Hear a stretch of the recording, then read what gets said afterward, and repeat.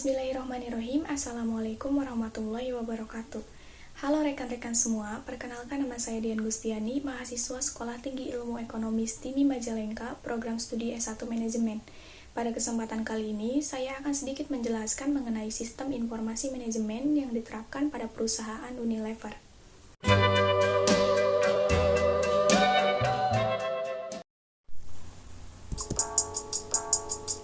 Sistem informasi manajemen pada perusahaan Unilever. Apa itu sistem informasi manajemen?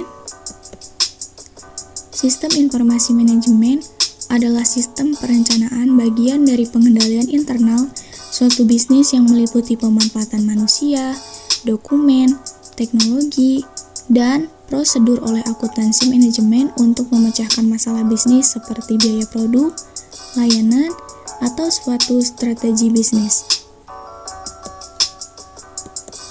Lalu, apa sih tujuan dari sistem informasi manajemen? Tujuannya ialah untuk menghasilkan atau memperoleh informasi manajemen yang akan digunakan oleh para manajernya untuk pengambilan keputusan.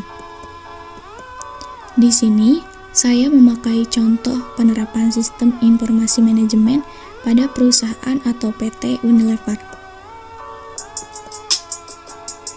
Unilever didirikan pada tahun 1930 sebagai hasil penggabungan dari produsen margarin Belanda, margarin Uni, dan produsen sabun asal Inggris, Lever Brothers.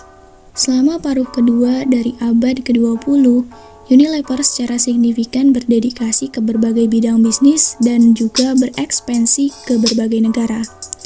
PT Unilever Tbk bergerak dalam bidang manufaktur, pemasaran, dan distribusi barang konsumsi termasuk sabun, deterjen, margarin, makanan berbasis susu, es krim, produk kosmetik, dan lain-lain. Adapun 3 sistem informasi manajemen yang diterapkan pada PT Unilever. Yang pertama ada IMC atau Integrated Marketing Communication, yang berarti pendekatan untuk memastikan komunikasi brand yang selaras untuk konsumen di seluruh marketing. Yang kedua ada CSR atau Corporate Social Responsibility, yang berarti aktivitas bisnis di mana perusahaan bertanggung jawab secara sosial kepada pemangku kepentingan dan masyarakat sebagai bentuk perhatian dalam meningkatkan kesejahteraan serta berdampak positif bagi lingkungan. Yang ketiga, ada CRM atau Customer Relationship Management. Ialah strategi bisnis yang memadukan proses manusia dan teknologi untuk membantu menarik prospek penjualan, mengkonversi mereka menjadi pelanggan, dan mempertahankan pelanggan yang sudah ada. Lalu, adapun implementasi dari IMC. IMC dimulai dengan persepsi pelanggan dan aktivitas pelanggan. IMC menggabungkan strategi seluruh bisnis dengan kebutuhan dan aktivitas dari pelanggan. IMC mengkoordinasikan seluruh komunikasi dengan sebuah IMC mix. IMC membuat pengadaan dialog dengan pelanggan, mengelola dan mengidentifikasi data pelanggan. Implementasi dari CSR. Fokus Unilever adalah memberdayakan masyarakat atau community development atau community empowerment melalui kerjasama bisnis dengan masyarakat lokal.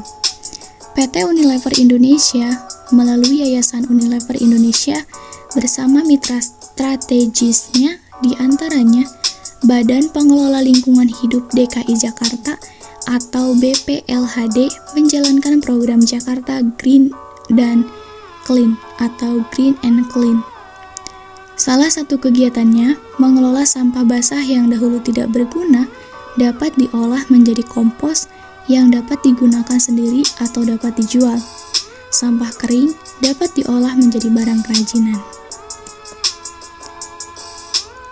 Implementasi dari CRM. Dalam penerapannya, Unilever telah mulai menggunakan ASDUT, solusi real dialog, yaitu alat dalam panggilan pusat, real dialog menggunakan mesin linguistik, menganalisis pelanggan di masing-masing kota, dan kemudian menyediakan pusat kontak agen sehingga dengan mudah membaca tanggapan, mengontrol pesan, memberi jawaban lebih cepat dan fokus dalam membangun hubungan. Adapun kelebihan dan kekurangan dari IMC. Kelebihannya yaitu yang pertama, perusahaan dapat mengontrol identitas merek produk mereka untuk memperkuat kedudukan perusahaan dalam menguasai pasar.